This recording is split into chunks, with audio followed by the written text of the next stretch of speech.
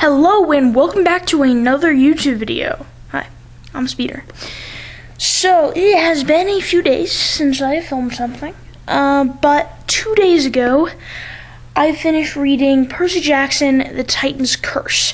So, if you have not already seen the title of this video, what we are going to be doing today is, I'm going to be giving my official review of Percy Jackson, The Titan's Curse. That's worse, okay. Anyways, so basically, for the past yesterday and the night before, I have been staying over at my brother Palar's house with my sister R and my brother Palar, playing Legend of Zelda Breath of the Wild, watching Pirates of the Caribbean, you know, the works. And the day before that, 2 days before that, I spent the majority of the time over at my brother S's house with my sister-in-law L, and there's Steve. That's his code name.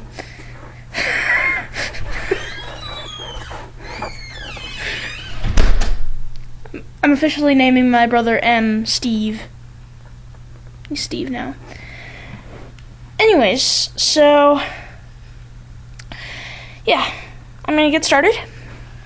Let's go. Hello, so this is, if I've not already told you, okay, so this, if I've not already told you, is my official review of Percy Jackson, The Titan's Curse reread.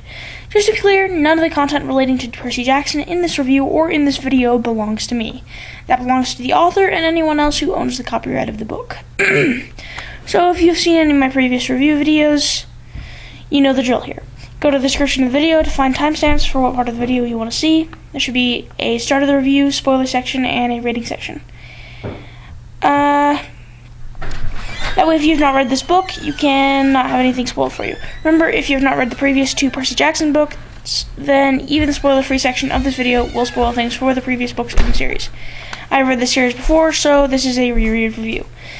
The main reason I'm rereading the series at this particular time is so that I can read the 2 different sequel series to Percy Jackson. Alright, onto the review. Spoiler-free section. Okay, so throughout the entire Percy Jackson series, there tends to be a bit of a pattern. In every book up to this point, I won't say anything for later on, 1, 2, or all 3 of the main trio are sent on a quest for something. The first book is The Search for the Lightning Bolt. The second was for the Golden Fleece, though this one was similar. Was for the Golden Fleece. Though this one was similar, there were differences with what the quest was about, but this was one of the main drives for the story. So without saying any spoilers, Percy goes on a quest with several other people that he knows and knows somewhat. It is a similar structure to the previous books, except for the fact that the quest is different. Like I said before, there really isn't much else to say in the spoiler-free section. Like I said before, there really isn't much else to say in the spoiler-free section, so on to the spoiler section. Warning! Spoiler section starts now. Major spoilers for Percy Jackson, The Titan's Curse, and previous 2 books.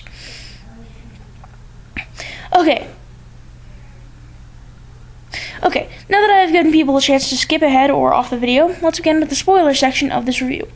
First things I want to cover is the fact that the danger level seems a lot higher in this book. I mean, you have Annabeth possibly dead, you have the Titans rising, and you have a goddess in danger. That just makes the book much more interesting than the last one. This one personally is one of my lesser favorites, but that does not mean it's still not good. Another thing that really interested me was the way that they, used Annabeth's parents in this. Because, in the past, they've made it so, they're, these people that, are awful and stuff like that. But, they actually seem really nice when you meet them in the book. Alright, the next thing I want to talk about, is this. Okay.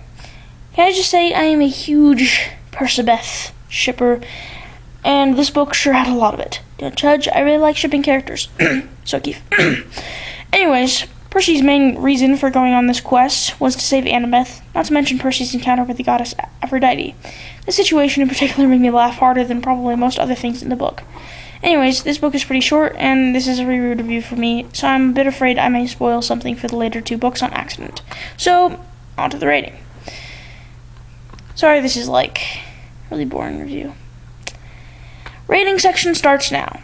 Okay, so people from earlier on in the video, it is now time for me to rate this book.